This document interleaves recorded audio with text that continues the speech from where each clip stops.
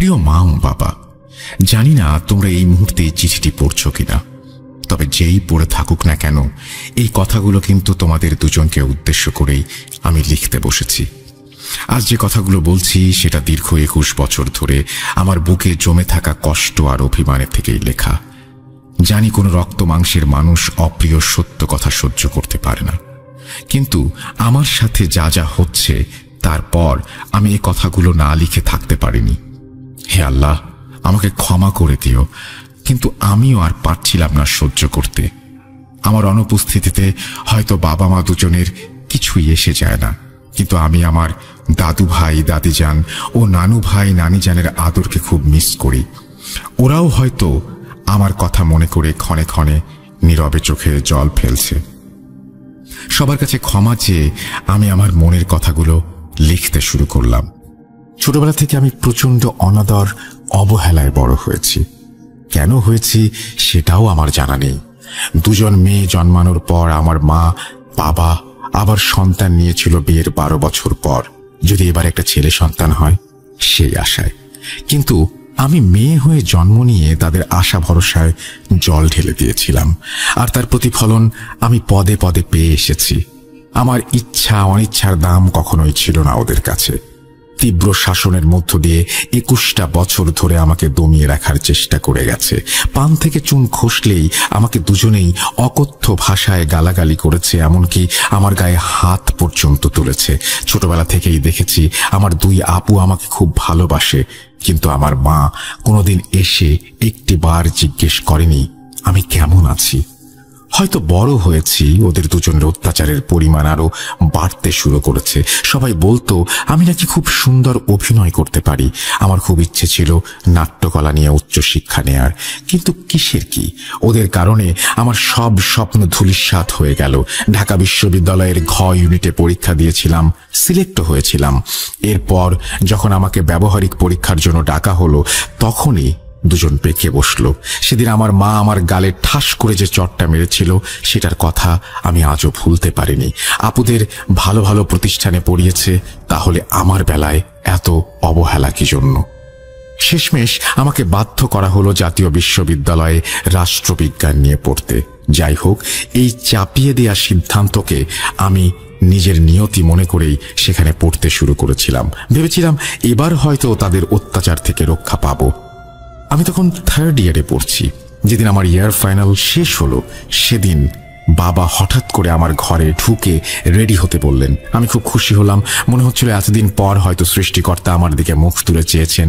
ভেবেছিলাম আমাকে নিয়ে হয়তো তিনি কোথাও বেড়াতে যাবেন।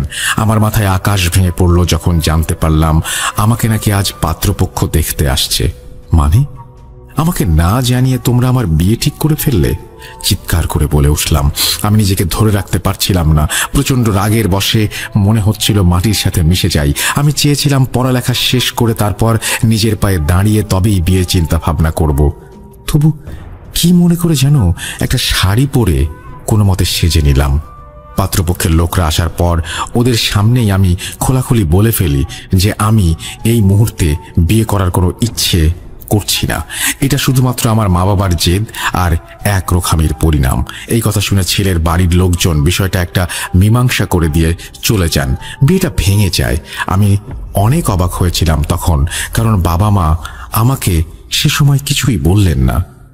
তখন তো আর জানতাম না কি ভয়াবহ বিপদ আমার জন্য অপেক্ষা করছে। প্রায় সপ্তাহখানেক পরের কথা, আমি একদিন রাত্রে ঘুমাচ্ছিলাম। একটা চমৎকার স্বপ্ন দেখে আমার মন প্রাণ জুড়িয়ে যাচ্ছিল। হঠাৎ সবকিছু ভণ্ডুল করে দিয়ে আমার স্বপ্নে সবকিছু অন্ধকার হয়ে গেল।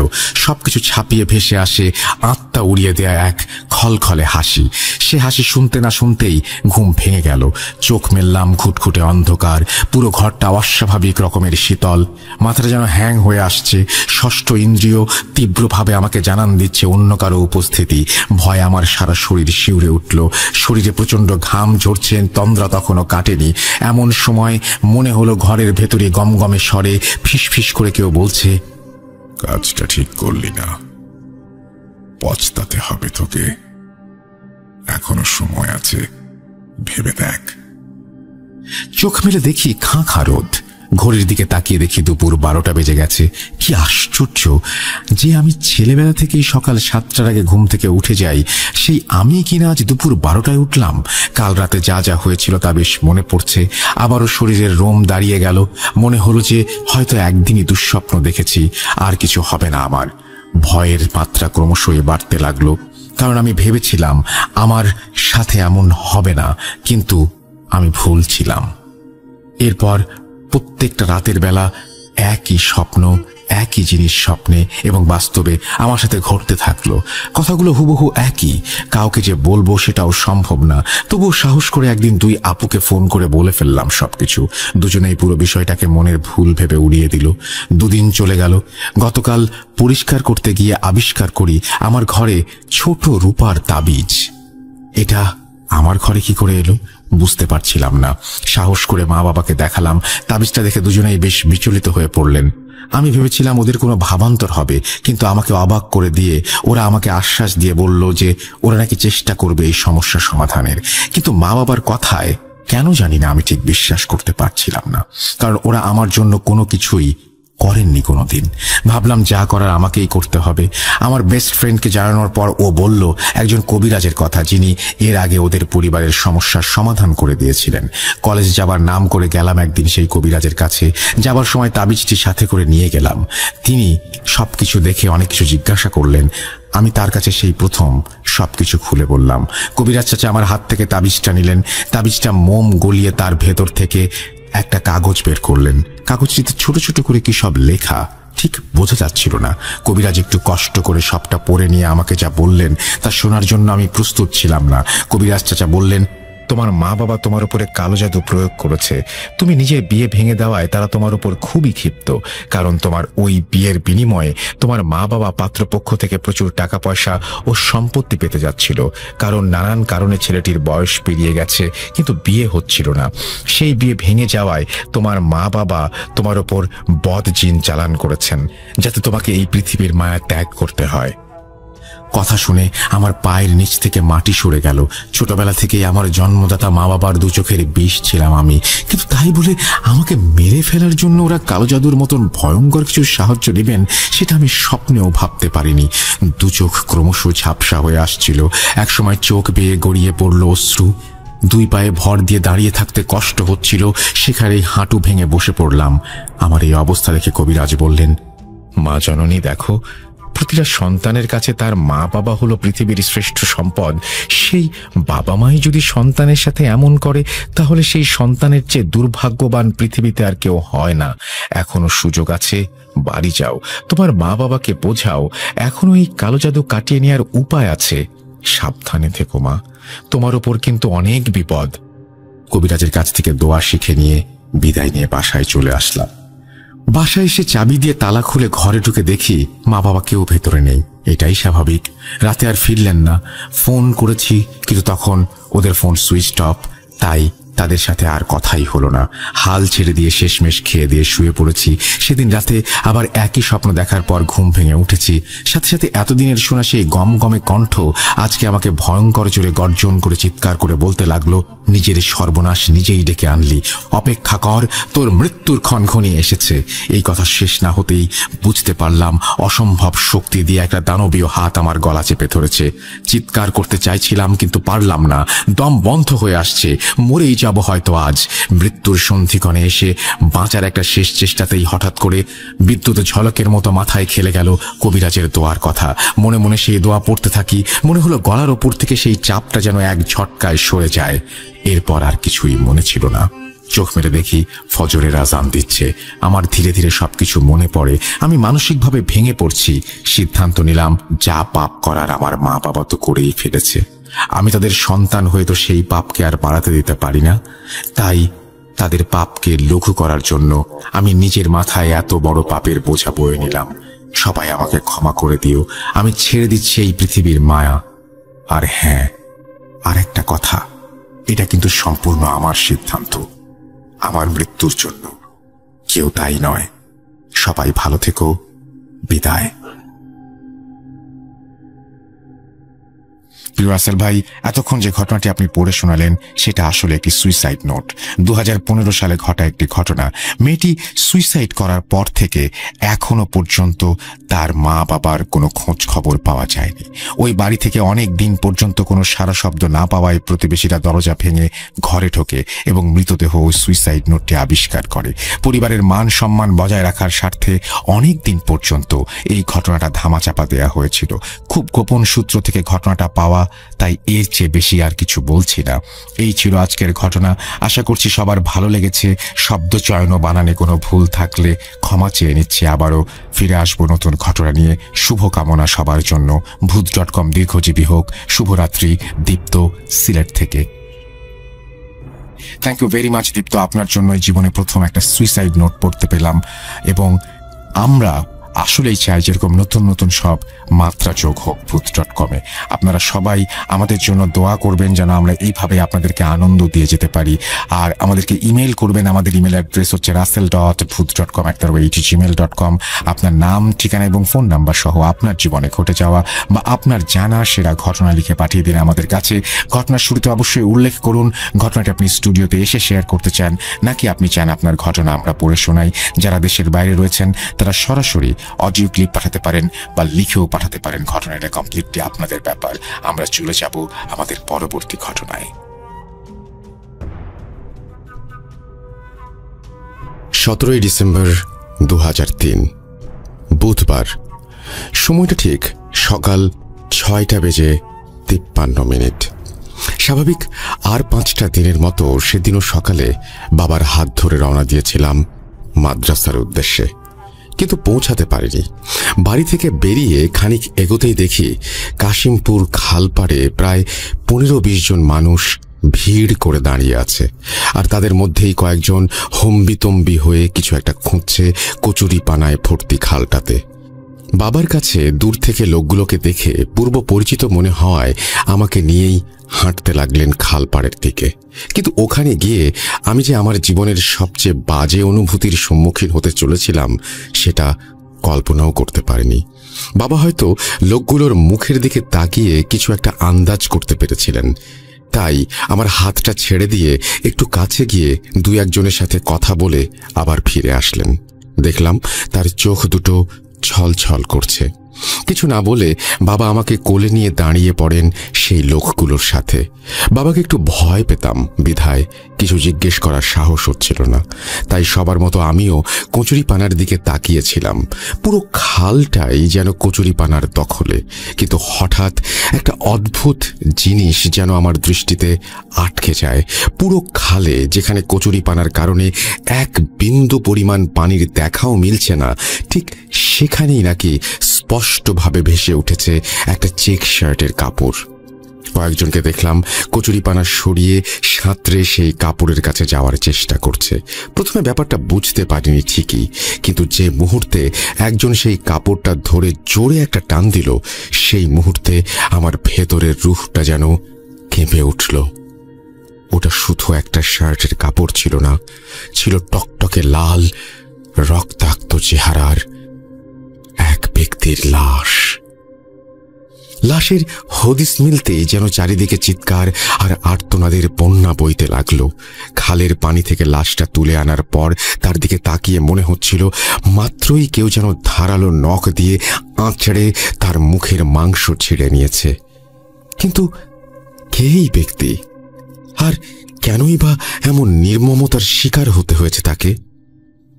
জানবো, তবে তার আগে সবাইকে জানাই ঈদুল আজহার অনেক অনেক শুভেচ্ছা। আসসালামু আলাইকুম রাসেল ভাই এবং প্রিয় শ্রোতা, আশা করি আপনারা সবাই ভালো আছেন এবং সুস্থ আছেন। আমি মোস্তফা আলম রোমান আজ আবারও আপনাদের মাঝে হাজির হয়েছি নতুন একটি ঘটনা নিয়ে। আজ আমি যে ঘটনাটি শেয়ার করতে চলেছি সেটা সংগ্রহ করেছি আমাদেরই একজন লিসনারের কাছ থেকে। ওনার নাম মোহাম্মদ বোরহান আহমেদ এবং বর্তমানে উনি একজন সৌদি প্রবাসী। যাই হোক, সময় নষ্ট না করে সরাসরি ঘটনায় যাওয়া যাক।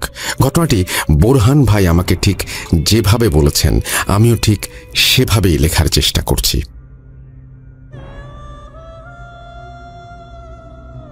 আসসালামু আলাইকুম। আমার নাম মোহাম্মদ বোরহান আহমেদ। আমি সৌদি প্রবাসী হলেও গত রোজার ঈদে 3 মাসের ছুটি নিয়ে দেশে ফিরেছি। কিছু ঘটনা হাতে থাকা সত্ত্বেও গত ঈদে কাজের ব্যস্ততা এবং সময় স্বল্পতার কারণে শেয়ার করার সুযোগ হয়ে ওঠেনি। তাই এবার ঈদ স্পেশাল এপিসোডে একটা ঘটনা শেয়ার করব বলে আগে থেকেই ভেবে রেখেছিলাম। আজ যে ঘটনাটি শেয়ার করব তার কিছু অংশের প্রত্যক্ষদর্শী আমি নিজেই। ঘটনাটি ঘটে আমারই পরিচিত একজন বড় ভাইয়ের সাথে। ওনার নাম মেহেদি হাসান তানভীর এবং উনি পেশায় একজন পুলিশ অফিসার। তানভীর ভাই এবং আমার গ্রামের বাড়ি একই এলাকায়, অর্থাৎ কুমিল্লা জেলার মুরাদনগর থানার পাহাড়পুর ইউনিয়নে 5 পুকুরিয়া গ্রামে। ছেলেবেলায় আমরা একসাথে গ্রামের মাঠে খেলাধুলা করেছি, আড্ডাবাজি আর ঘোরাঘুরিও করেছি। আমাদের সম্পর্কটা আগে থেকেই বেশ ভালো ছিল। কিন্তু পুলিশের চাকরির সুবাদে তানভীর ভাইয়ের পোস্টিং হয় হবিগঞ্জ জেলার বানিয়াচং থানায়। সময়টা তখন হয়তো 2001 কিংবা 2002। কাজের সূত্রে শহরের বাইরে যাবার কারণে তখন থেকেই তানভীর ভাইয়ের সাথে আমার যোগাযোগটা কমে যায়। আর তখন তো মোবাইল ফোনের যুগ ছিল না, তাই খুব একটা দেখা সাক্ষাৎ বা কথা বলার সুযোগও ছিল না। যাই হোক, এরপর থেকে শুধু ঈদের ছুটিতে বা কারো বিয়ের অনুষ্ঠানেই ভাইয়ের সাথে দেখা হতো। এভাবেই প্রায় 1-1.5 বছর কেটে যায়। ভাইয়ের সাথেও সেভাবে আর দেখা সাক্ষাৎ হয় না। এমনই একদিন খেলাধুলা শেষে মাঠ থেকে বাড়ি ফেরার সময় হঠাৎ তানভীর ভাইয়ের সাথে দেখা। কিন্তু সে যেন সম্পূর্ণরূপে বদলে গেছে। তার শারীরিক অবস্থারও কিছু পরিবর্তন ঘটেছে। কথায় কথায় তার এই অবস্থার কারণ জিজ্ঞেস করলে কিছু বলতে চাননি তিনি। তবে বুঝতে পারি পুলিশের চাকরিটা খাটাখাটনি এই অবস্থার মূল কারণ। যাক, দেশের সেবায় নিজেকে নিয়োজিত করা মানে এক রকমের জীবন সার্থক। এরপর আর কিছুক্ষণ কথা বলে আমি বাড়ি ফিরে আসি। বাড়ি ফিরে সবাইকে তানভীর ভাইয়ের সাথে দেখা হবার ব্যাপারে জানাতেই সবাই লাফিয়ে ওঠে, আরে ওর তো বিয়ে ঠিক হয়েছে, আমাদের বাড়িতে এসেছিল বিয়ের দাওয়াত দিতে, তুই বাড়ি ফেরার কিছুক্ষণ আগেই ও বেরিয়েছে। ব্যাপারটা শুনে আমি মনে মনে বেশ খুশি হলাম। যাক, ভালোই হলো, অনেকদিন পর কারো বিয়ের অনুষ্ঠানে যাব। যা হোক, এবার সবকিছু সেই আগের মতোই। কিন্তু কয়েকদিন পর অবাক করা কিছু তথ্য আমার কানে আসে। মূলত তানভীর ভাইয়ের ছোট ভাই ছিল আমার বন্ধু। অদ্ভুতভাবে তার নামটাও রাসেল। একদিন সন্ধ্যায় খেলার মাঠে বসে আড্ডা দিতে দিতে রাসেল জিজ্ঞেস করে, বোরহান, ভূতে বিশ্বাস করিস? ওর প্রশ্ন শুনে আমি একটু অবাক সুরে বললাম, মানে হঠাৎ এমন প্রশ্ন কেন করলি? ও বলল, জানিস, কদিন যাবৎ ভাইয়া খুব অসুস্থ। ডাক্তার দেখানো হয়েছে কিন্তু কোনো রোগ ধরা পড়েনি। তাই ভাইয়া নিজে থেকে একজন কবিরাজের সাথে দেখা করেছে। সে নাকি বলেছে ভাইয়ার সাথে 2 জন জিন আছে। ছোট থাকতে বাবা আর দাদির কাছে ভূত প্রেতের গল্প শুনেছি অনেক, কিন্তু আসলেও যে এমন কিছু মানুষ থাকতে পারে সেটা নিয়ে আমার কোনো ধারণাই ছিল না। তাই রাসেলের কথাটা আমি একটু মজার ছলে নিয়ে বললাম, তুই কি আমার সাথে মজা করছিস? মানুষের সাথে আবার জিন থাকবে কিভাবে? আর তানভীর ভাই একজন পুলিশ অফিসার, উনিও এইসবে বিশ্বাস করবে নাকি? আমার কথা শুনে রাসেল একটু মুচকি হেসে যে কথাটা বলল তা শুনে আমার মনে কিছুটা ভয় ধরে গিয়েছিল। তানভীর ভাইয়ের সাথে কদিন যাবৎ কি কি ঘটেছে সেগুলো একে একে বলতে চাইলেও ওই সন্ধ্যাবেলা আমার সাহসে কুলায়নি। তাই ঘটনাগুলো পরে কখনো শোনাবো বলে সেদিনের মতো বাড়ি ফিরে আসি। কিন্তু এর 2 দিন পরেই আমার জীবনে ঘটে যায় এক হৃদয় বিদারক ঘটনা। আমার ঘটনাটি এখন বলবো না, তানভীর ভাইয়ের ঘটনার শেষে ওটা উল্লেখ করার চেষ্টা করব। তবে আমার জীবনে ঘটে যাওয়া সেই ঘটনার পর থেকে প্রায় অনেক দিন যাবৎ আর কারো সাথে সেভাবে যোগাযোগ ছিল না। সত্যি বলতে ভয়ে আমি বাড়ি থেকে বেরোতে পারতাম না। আমি সুস্থ হওয়ার পর একদিন বাড়ি থেকে বেরিয়ে দেখা করতে যাই রাসেলের সাথে। সেদিন ওর সাথে অনেক কথা হয় আমার। আর তানভীর ভাইয়ের জীবনে ঘটে যাওয়া ঘটনাগুলোও সেদিন আমার সাথে শেয়ার করে রাসেল। ঘটনার প্রতিটি অংশে যেন আমার শরীর শিউরে উঠতে বাধ্য হচ্ছিল। ঘটনাগুলো তানভীর ভাই রাসেলকে বলেছিল আর রাসেল আমাকে। তবুও আমি তানভীর ভাইয়ের ভাষায় ঘটনাগুলো উল্লেখ করার চেষ্টা করছি।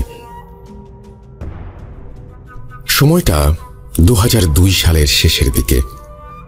সবেমাত্র সরকারি পরীক্ষায় উত্তীর্ণ হয়ে পুলিশে জয়েন করেছি।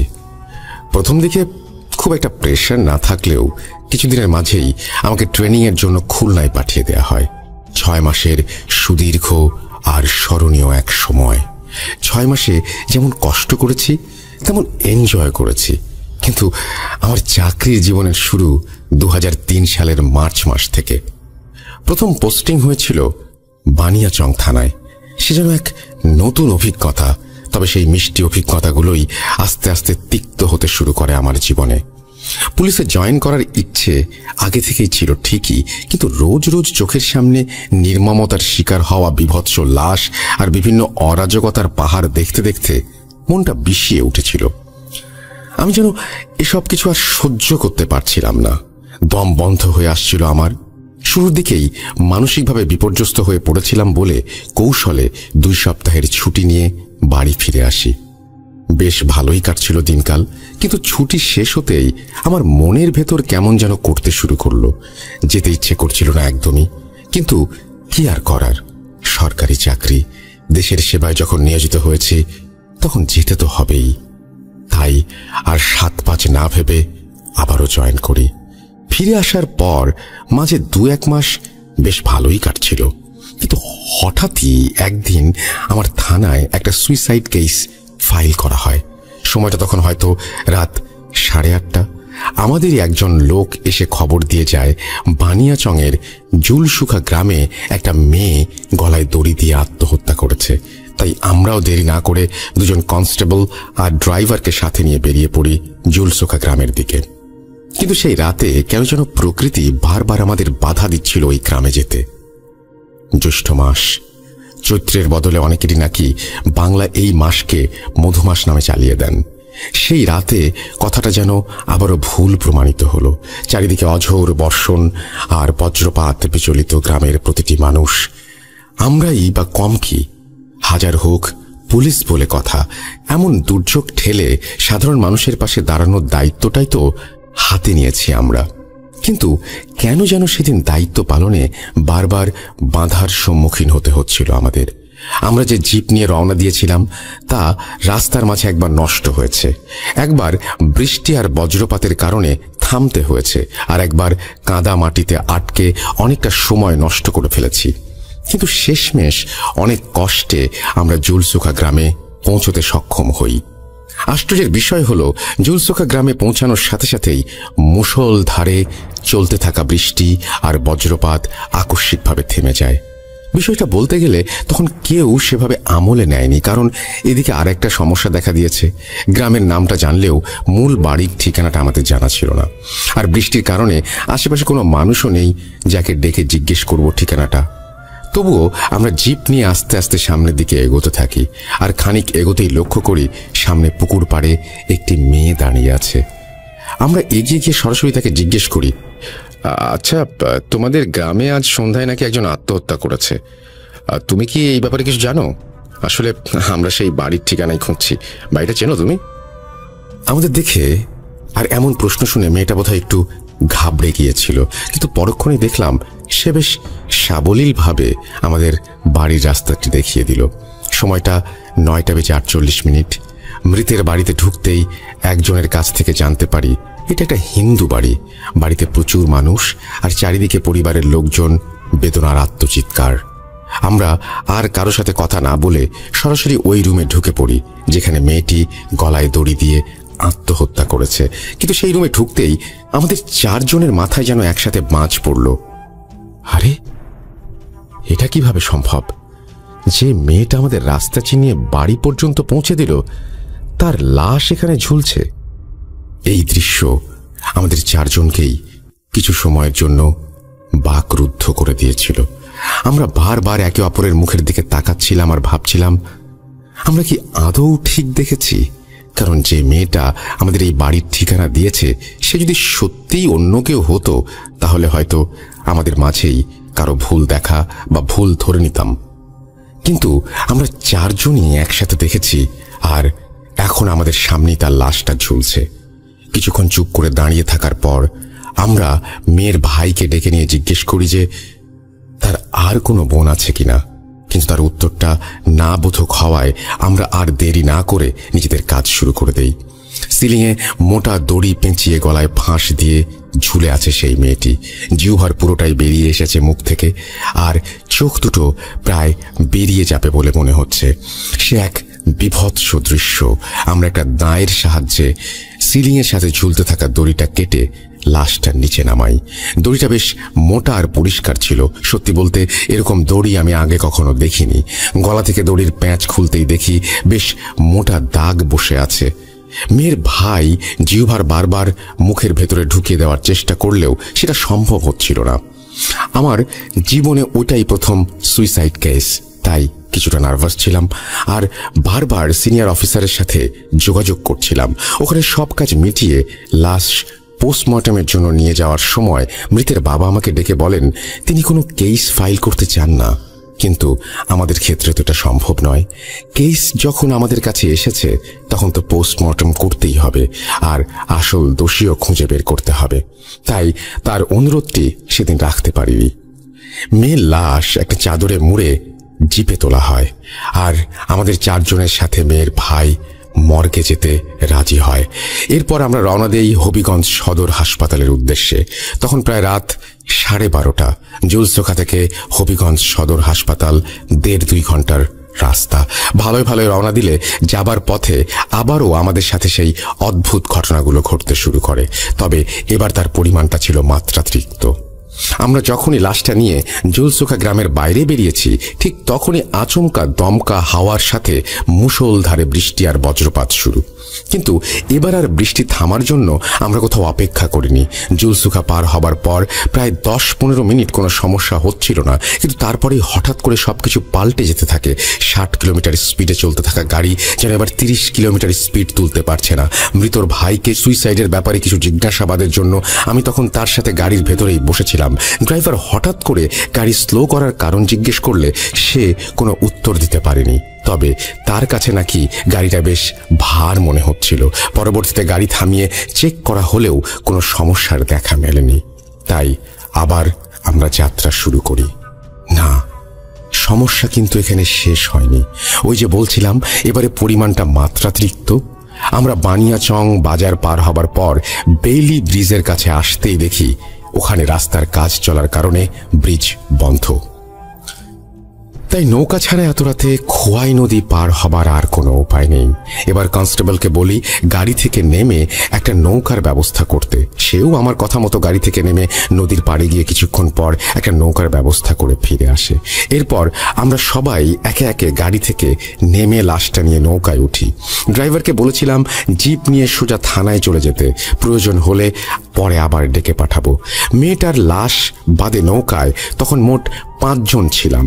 মেয়ের ভাই, 2 জন কনস্টেবল, নৌকার মাঝি আর আমি।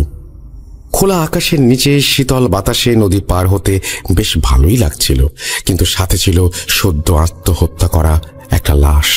কেন জানি না এতগুলো মানুষ পাশে থাকার পরেও বারবার আমার মনের ভেতরে কুহু ডাকছিল।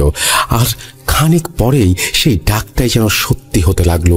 নৌকা যখন নদীর মাঝপথে এসে থেমেছে ঠিক তখনই একটা কনকনে ঠান্ডা হাত আমার বাম হাতকে খুব শক্ত করে চেপে ধরলো। আমি ভয়ে আমার হাতটা হ্যাঁচকা টান দিয়ে দেখি মেয়েটার শরীর শূন্যে ভেসে আমার নৌকার উপর আছাড় খেলো। আর এমন আচরণে মেয়েটার ভাই বেশ ক্ষুব্ধ হয়ে আমার দিকে তেড়ে এসে বলল, আপনি এটা কি করলেন? কেন আপনি আমার বোনের হাতটা ধরে টান দিলেন? কিন্তু কেন যেন আমি কিছুই বলতে পারছিলাম না তাকে। হয়তো খুব ভয় পেয়েছিলাম। একটা সময় কিছু না বলতে পেরে আবার বাম হাতটা এগিয়ে দিলাম তার দিকে আর ইশারা করলাম হাতের ওপর থাকা দাগগুলো দেখার জন্য। এরপর হয়তো তিনি কিছু একটা আন্দাজ করতে পেরেছিলেন, তাই কিছু না বলে আবার গিয়ে চুপ করে বসে পড়লেন। এরপর নৌকায় থাকাকালীন আর কোনো সমস্যা হয়নি ঠিকই, কিন্তু নদী পার হতে যেখানে 10 মিনিট লাগে সেখানে নৌকা যেন একদমই এগোচ্ছিল না। মাঝিকে অনেকবার কারণটা জিজ্ঞেস করেছি, কিন্তু সে কোনোভাবেই উত্তর দেয়নি। আমাকে বারবার প্রশ্ন করতে দেখে একসময় একজন কনস্টেবল বলে ওঠে, স্যার, ওনাকে আর কিছু জিজ্ঞেস করার প্রয়োজন নেই, ইনশাল্লাহ খুব তাড়াতাড়ি পৌঁছে যাব। ওর কথা শুনে আমিও আর কিছু বলিনি, কিন্তু নদী পার হতে সেদিন আমাদের 1 ঘন্টারও ওপরে সময় লেগেছিল। তবে নৌকা থেকে নামার সময় আবারও সেই ঘটনার পুনরাবৃত্তি। আমরা 4 জন যখন লাশটা নিয়ে নৌকা থেকে নামছিলাম, ঠিক তখনই লাশটা আবারও তার একটা হাত দিয়ে আমার ডান হাতটা শক্ত করে চেপে ধরে। এবার আমি ভয়ে লাশটা ছেড়ে দেই আর সেটা মাটিতে পড়ে যায়। ঠিক আগের বারের মতোই মেয়ের ভাই ক্ষিপ্ত হয়ে আমার দিকে তেড়ে আসেন, কিন্তু এবার আমি তাকে সবটা খুলে বলি আর হাতের দাগগুলো দেখাই। তিনি বিষয়টা বুঝতে পারেন আর বলেন, এরপর আপনাকে আর লাশ ধরতে হবে না, আমরা 3 জন কোনোভাবে চেষ্টা করে হাসপাতাল পর্যন্ত নিয়ে যাব। লাশ নিয়ে যখন নদীর ওপারে নামি তখন প্রায় ভোর হতে চলেছে। চারিদিকে হাতে গোনা 2-1 জন ভ্যান চালক বাদে আর কেউই নেই। এরপর একজন কনস্টেবল পাঠিয়ে ভ্যান ঠিক করে লাশটা ভ্যানে তুলি। বেলি ব্রিজ থেকে সদর হাসপাতাল পর্যন্ত 8 ঘন্টার রাস্তা। ভ্যানে চড়ে দোয়া পড়তে পড়তে বেশ ভালোভাবে এগিয়ে যাচ্ছিলাম। তবে এবার নতুন এক সমস্যা দেখা দেয়। লাশটা যে চাদরে মোড়ানো ছিল সেই চাদরটা হঠাৎ করে লাশের মুখের ওপর থেকে সরে যায়। আমি 2-1 বার ঠিক করে দিলেও বারবার ওটা সরে যাচ্ছিল। ঠিক তখন রাস্তায় একদমই বাতাস ছিল না, তাই ভ্যান থামিয়ে কনস্টেবলকে সামনে থেকে উঠে পেছনে এসে বসতে বলি আর আমি সামনে চলে যাই। ঠিক সেই মুহূর্তে খুব অস্বস্তি হচ্ছিল আমার, আর অস্থিরতায় ছটফট করছিলাম আমি। আমাকে এমন ছটফট করতে দেখে মেয়ের ভাই কারণ জিজ্ঞেস করেন। আমি ব্যাপারটা খুলে বলি তাকে। তিনি মাথা নিচু করে সবটা শুনে বলেন, এরপর কিছু হলে আমি দায়িত্ব নিয়ে দেখব। এদিকে এমন পরিস্থিতিতে বাকি 2 কনস্টেবলের অবস্থাও ঠিক আমার মতোই। যা হোক, অনেক কষ্টে শেষমেশ আমরা হাসপাতাল পর্যন্ত পৌঁছাই, আর ওখানে নেমেই আমি সরাসরি ডাক্তারের সাথে কথা বলে লাশটা মর্গে পাঠিয়ে দেওয়ার ব্যবস্থা করি। আমার কথা মতো ডাক্তার তাদের ফর্মালিটিস শেষ করে ডোমকে দিয়ে লাশ মর্গে পাঠিয়ে দেন। লাশ মর্গে নিয়ে যাওয়ার পর আমি আমার সিনিয়র অফিসারের সাথে যোগাযোগ করে নানা বাহানা দিয়ে ওখান থেকে থানায় ফিরে আসতে চাই, কিন্তু তিনি কোনোভাবেই রাজি না হয়ে কেসের সব দায়িত্ব আমার ওপর দিয়ে দেন। এরপর আমি যেন আর কিছু সহ্য করতে পারছিলাম না।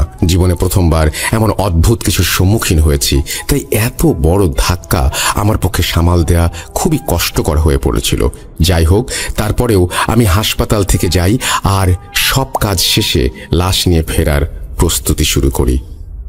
পরদিন বিকাল 5:30। ডাক্তার সব পরীক্ষা নিরীক্ষা শেষ করে আমাদের হাতে লাশ হস্তান্তর করে বলেন, রিপোর্ট পেতে 48 ঘন্টা সময় প্রয়োজন।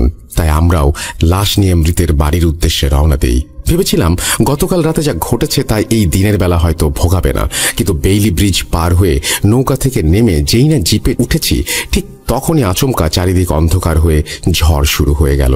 আমরা কিছু দূর এগোতেই ঝড়ের সাথে মুষলধারে বৃষ্টি আর বজ্রপাত। এর মধ্যে হঠাৎ করে মাঝ রাস্তায় আমাদের গাড়িটাও বন্ধ হয়ে যায়, যার আর কিছুক্ষণ পরেই মেয়েটার ভাই প্রচণ্ড উত্তেজিত হয়ে চিৎকার চেঁচামেচি শুরু করেন। আমি জিপের সামনে থেকে ওনাকে ডেকে এমন উত্তেজিত হবার কারণ জিজ্ঞেস করলে উনি যা বলেন তা অমন দিনের বেলাতেও যে কারো হাড় হিম করে দেবে। মাত্রই নাকি তিনি তার বোনকে একদম আমাদের গাড়ির গা ঘেঁষে দাঁড়িয়ে থাকতে দেখেছেন, আর এটা নাকি একবার নয় কয়েকবার দেখেছেন উনি। ওনার কথা শুনে আমরা কেউ সেই রাস্তায় দাঁড়ানোর সাহস পাইনি, তাই ওনাকে বাইরে তাকাতে মানা করে আমরা কোনো রকম দোয়া দুরুদ পড়তে পড়তে আবার এগোতে শুরু করি। মাঝে আর কোনো সমস্যা হয়নি, তবে জুলসুখা পৌঁছাতে ঝড় বৃষ্টি থেমে যায় এবং হঠাৎ করে চারিদিক 10-15টা কুকুর খুব চিল্লাচিল্লি করতে করতে আমাদের পিছু নেয়। ওই একদিনের ঘটনা বলতে এটুকুই ছিল। এরপর সবাই থানায় ফিরে আসি আর ওখান থেকে পুলিশ কোয়ার্টারে। ভেবেছিলাম সব সমস্যা হয়তো এখানেই শেষ, তবে 48 ঘন্টা পর আমার জন্য আরো মারাত্মক কিছু অপেক্ষা করতে পারে তা কখনো কল্পনাও করিনি। যথারীতি মাঝের 2 দিন বেশ ভালোভাবে কাটলেও তৃতীয় দিন দুপুরে একজন সিনিয়র অফিসারের ফোন কলে আমার মাথায় যেন আকাশ ভেঙে পড়ে। আমি ব্যক্তিগত কাজে অন্য একটি এলাকায় গিয়েছিলাম। তিনি ফোন করে সরাসরি আমাকে থানায় উপস্থিত হতে বলেন। কারণ জিজ্ঞেস করলে বলেন, ঝুমা বণিকের পোস্টমর্টম রিপোর্টে তোমার ডিএনএ পাওয়া গিয়েছে। ঝুমা বণিক মানে সেই মেয়েটা যার সুইসাইড কেস আমি হ্যান্ডেল করেছিলাম? এটা শুনে সব কাজ ফেলে দৌড়ে থানার উদ্দেশ্যে রওনা দেই। আমার তখনও খেয়াল হয়নি বা মাথায় আসেনি পোস্টমর্টমে কেন আমার ডিএনএ ডিটেক্ট হয়েছে। থানায় পৌঁছানোর পরে দেখি সেই মেয়েটির ভাই আর সাথে দুজন লোক বসে আছেন আমার সাথে কথা বলার জন্য। এরপর আমি আমার সিনিয়র অফিসারের সাথে দেখা করলে জানতে পারি মেয়েটার ভাই তাকে জানিয়েছে যে লাশ নিয়ে যাওয়ার সময় দুবার ঝুমা আমার হাত চেপে ধরেছিল, তাই হাতের নখের ভেতর থেকে ডিএনএ আইডেন্টিফাই করেছে ডাক্তাররা। যদিও প্রথম দিকে ব্যাপারটা কেউ বিশ্বাস করতে চায়নি, কিন্তু পরবর্তীতে বাকি দুই কনস্টেবল আমার পক্ষ নিয়ে কথা বললে সবাই বুঝতে পারেন। যেহেতু আমার মেয়ের পরিবার থেকে বারবার কেসটি ক্লোজ করে দিতে বলা হচ্ছিল, সেহেতু আমার সিনিয়র অফিসাররা নিজেদের মধ্যে আলোচনার ভিত্তিতে কেসটা ক্লোজ করে দেন। কিন্তু আমার কাজ তখনও শেষ হয়নি। কয়েকটা সিগনেচার আর বেশ কিছু কাজে সেদিন আমাকে আবার হবিগঞ্জ সদর হাসপাতালে যেতে হয়েছিল। কাজ শেষে ওখান থেকে বেরোতেই দেখি একজন মধ্যবয়স্ক লোক দূর থেকে হাতে ইশারা করে আমাকে ডাকছেন। এগিয়ে যেতেই উনি বলতে শুরু করেন, আসসালামু আলাইকুম স্যার, আমাদের চিনছেন? আমি এই হাসপাতালের ডোম। ওই যে সেদিন আত্মহত্যা করা মেয়েটা, আপনারা লাশ নিয়ে আসছিলেন না, ওইটার অটোপসি আমি করেছিলাম। কাজ শেষে ওই দিন আমি আপনাদের অনেক খুঁজছি, কিন্তু পাই নাই। আজকে আপনি যদি একটু সময় দেন তাহলে দুইটা কথা বলতাম। প্রথমে ওনার কথা শুনে ভেবেছিলাম সেদিনের কাজের জন্য কোনো বকশিস চাইবে। আসলে এসব কাজের আগে ডোমরা মাঝে মধ্যে নেশা ভাঙ করে থাকে, তাই হয়তো। যা হোক, ওসব ভাবনা বাদ দিয়ে আমি তাকে অনুমতি দিলে সে আমাকে কিছু কথা বলে, যেগুলো শুনে আমার একার পক্ষে থানায় ফিরে যাওয়াটা বেশ কষ্টসাধ্য মনে হচ্ছিল। কথাগুলো এমন ছিল যে, স্যার, আমি প্রায় 13 বছর যাবত এই কাজের সাথে যুক্ত।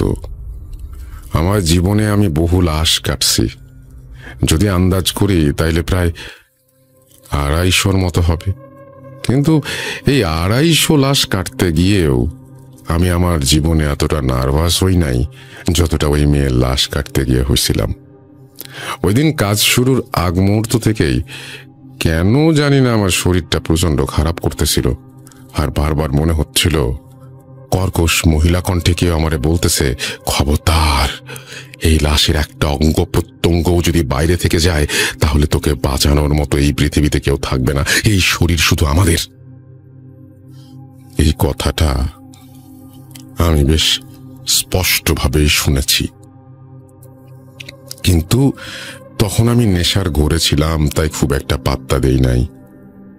সবচেয়ে অদ্ভুত বিষয় হইল, যখন সব পরীক্ষা নিরীক্ষা শেষে ডাক্তার চইলা যান, তখন আমি লাশ সেলাই করার সময় অনুভব করতেছিলাম বারবার কেউ আমারে মনে করায় দিতেছে, তুই এটা ভুলে গেছিস, তুই ওটা ভুলে গেছিস।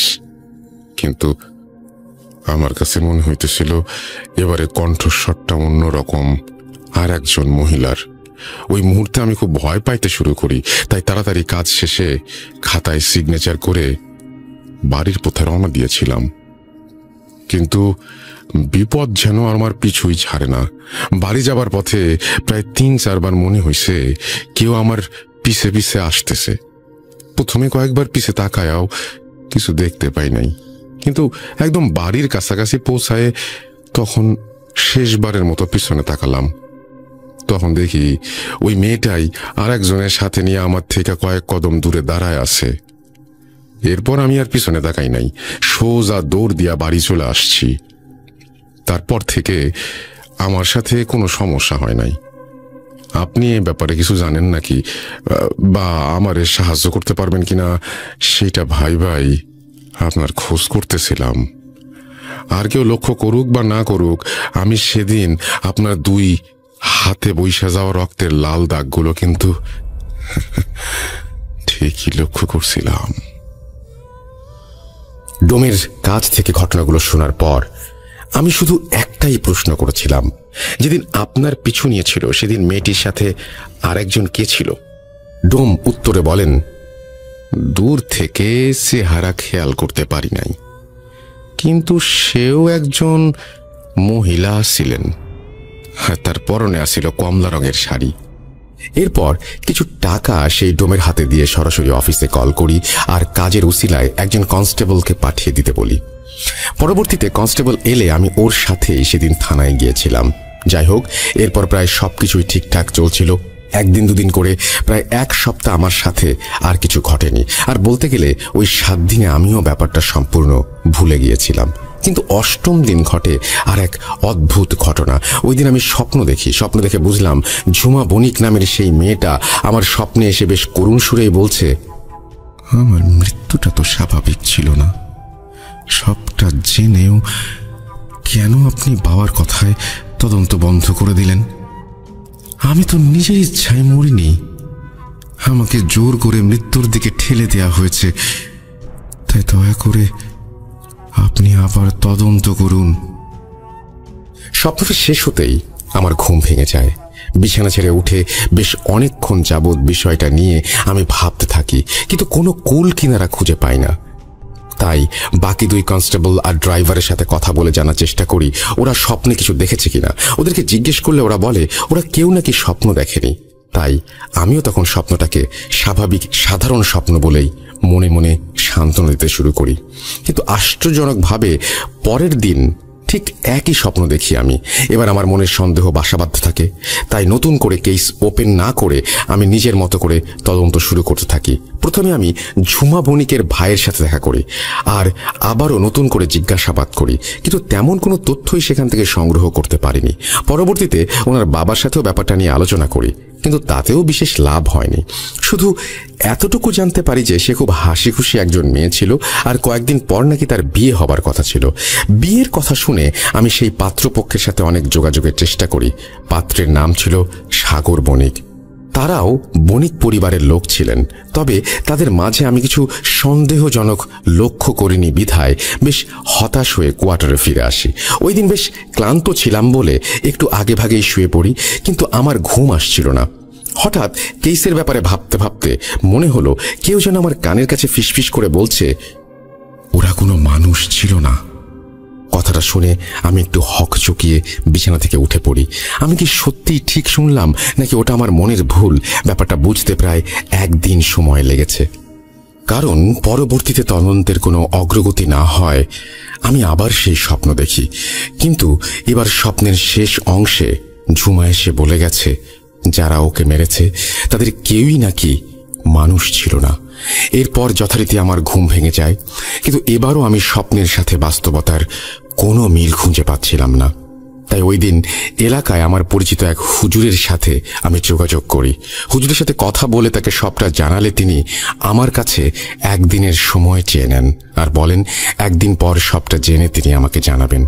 ঘটনার পরদিন ভোরে ফজরের নামাজের পরপরই হুজুর আমার সাথে দেখা করতে আসেন আর শুরুতেই বলে ওঠেন, সামনে তোমার অনেক বিপদ, যত দ্রুত সম্ভব ছুটি নিয়ে গ্রামের বাড়ি ফিরে যাও। আমি হুজুরকে এর কারণ জিজ্ঞেস করলে তিনি বলেন এই মুহূর্তে আমার সাথে নাকি 2টো বদ জিন আছে যারা কৌশলে আমার ক্ষতি করতে চাইছে। যত দ্রুত সম্ভব আমাকে গ্রামের বাড়ি চলে যেতে বলছেন, কিন্তু হুটহাট করে তো আর ছুটি পাওয়া সম্ভব নয়। আর আমি এটাও বুঝতে পারছিলাম যে 2টো জিন আমার পিছুই বা কেন নিয়েছে, এটা আমার মাথায় কিছুতেই আসছিল না। যা হোক, তারপরেও হুজুরের কথা মতো আমি ছুটির আবেদন করি, তবে যথাযথ কারণ দেখাতে না পারায় ছুটি ক্যান্সেল হয়ে যায়। হুজুরের সাথে কথা বলে কিছুটা টোটকা নিয়ে আমি এরপর 2 দিন বিষয়টি নিয়ে ভাবতে থাকি, কিন্তু আমি কোনো সূত্র খুঁজে পাচ্ছিলাম না। কারণ আমার সাথে যদি কোনো বদজিন থাকে তাহলে তাদের কোনো আভাস আমি কেন পাচ্ছি না? আর কোনোভাবে তারা তো আমাকে দেখা দিবে বা ভয় দেখানোর চেষ্টা করবে। এক্ষেত্রে তো সেটাও ঘটছে না, শুধু স্বপ্নটাই দেখছি, আর সেটাও বেশ স্বাভাবিক। এদিকে বিষয়গুলো নিয়ে ভাবতে ভাবতে তদন্তের কাজে আবার কিছু বাধা পড়ে যায়। তাই হয়তো 3য় দিন আমি আবার স্বপ্নটা দেখি, কিন্তু এবার বোধহয় ঝুমা আমার উপর কিছুটা বিরক্ত ছিল। ঠিক আগের বারের মতোই সব কথা সে আমাকে বলছে, কিন্তু এবার তার মুখে একটা বিরক্তির ছাপ লক্ষ্য করছিলাম আমি। তাই সকালে ঘুম ভাঙতেই আমি আবারও ভালো একজন হুজুরের খোঁজ করতে থাকি। সৌভাগ্যক্রমে এক বন্ধুর কাছে তার পরিচিত ভালো একজন হুজুরের খোঁজ পাই। বন্ধুর মাধ্যমেই ফোনে তার সাথে যোগাযোগ করলে বিকেলে একটি নির্দিষ্ট জায়গায় গিয়ে তার সাথে দেখা করে আসতে বলেন। আমি আমার সব কাজ শেষ করে ওই দিন বিকেলে হুজুরের সাথে দেখা করতে যাই। হুজুরের সাথে দেখা করে সালাম দিতেই উনি আমাকে বসতে বলেন এবং আমি সমস্যাগুলো নিয়ে কথা শুরু করার আগেই উনি নিজে থেকে সবটা বলতে শুরু করেন। কিন্তু উনি যে কথাগুলো বলছিলেন তা শুনে যে কারো হুঁশ উড়ে যেতে পারে। তিনি আমাকে দেখেই বলতে লাগলেন, তুমি যে হিন্দু মেয়েটার সুইসাইড কেস হ্যান্ডেল করছো, সে তো সাধারণ কেউ ছিল না, আর তার মৃত্যুও স্বাভাবিকভাবে ঘটেনি। তুমি কি জানো সে তন্ত্র সাধনা করত? গেল বছরের অক্টোবর মাসে সে একজন মহিলা তান্ত্রিকের কাছ থেকে তন্ত্রবিদ্যা গ্রহণ শুরু করেছিল। কিছুদিন যাবার পর বেশ ভালোভাবেই রপ্ত করেছিল কালো জাদুর খুঁটিনাটি, কিন্তু বিপত্তি বাঁধে অন্য জায়গায়। তার গুরু অর্থাৎ সেই মহিলা তান্ত্রিকের উদ্দেশ্য মোটেই ভালো ছিল না। সে চাইছিল মেয়েটিকে তন্ত্রবিদ্যায় পারদর্শী করে নিজের কাজে লাগাবে। তবে ঝুমা মানে সেই মেয়েটি নিজে কিছুটা বিদ্যা অর্জনের পর সেই মহিলা তান্ত্রিকের সাথে যোগাযোগ বন্ধ করে দিতে চেয়েছিল। তার মূল কারণটা যদিও আমার জানা নেই। আর এর রেশ ধরেই সেই তান্ত্রিক ক্ষিপ্ত হয়ে ওঠে এবং তাকে বশে নিয়ে একটি বদজিনের মাধ্যমে মেয়েটিকে হত্যা করে। এখানে আরও একটা বিষয় আছে। তোমার হয়তো মনে প্রশ্ন জাগতে পারে যে আগে যার সাথে যোগাযোগ করেছিলেন তিনি কেন দুটো জিনের কথা বলেছেন, আর হাসপাতালের ডমি বা কেন বলেছিল যে সেদিন রাতে দুজন তার পিছু নিয়েছে। সম্ভবত মেয়েটা মারা যাবার আগে কোনো কাজ অসমাপ্ত রেখে গিয়েছিল, আর তার সাথে একটা বদ জিন ছিল। পরবর্তীতে হয়তো মহিলা তান্ত্রিক সেই জিনটাকেও কোনোভাবে নিজের বশে এনে দলবদ্ধভাবে কাজটা করার চেষ্টা করেছে, আর তাই সেই দুটো জিন একসাথে মানুষকে ভয় দেখিয়ে বেড়াচ্ছে। হুজুরের কথাগুলো শুনে আমি কিছুক্ষণ চুপ করে বসেছিলাম। কি বলবো, কি জিজ্ঞেস করব, কিছুই আমার মাথায় আসছিল না। তবে আমার পেছনে কেন এসেছে আর এখান থেকে পরিত্রাণের উপায় জানতে চাইলে তিনি ঠিক একই কথা বলেন। আমার স্বপ্নে আসার মূল কারণটা নাকি তিনিও জানেন না, কিন্তু গ্রামের বাড়ি ফিরে গেলে এর একটা সমাধান হবে বলে তিনি জানান। সাথে কিছু দোয়া শিখিয়ে দেন এবং প্রতিদিন সেগুলো পড়তে বলেন। ফিরে আসার আগে হুজুর আমাকে এই তদন্ত বন্ধ করে দিয়ে রহস্যের গভীরে যেতে মানা করেন।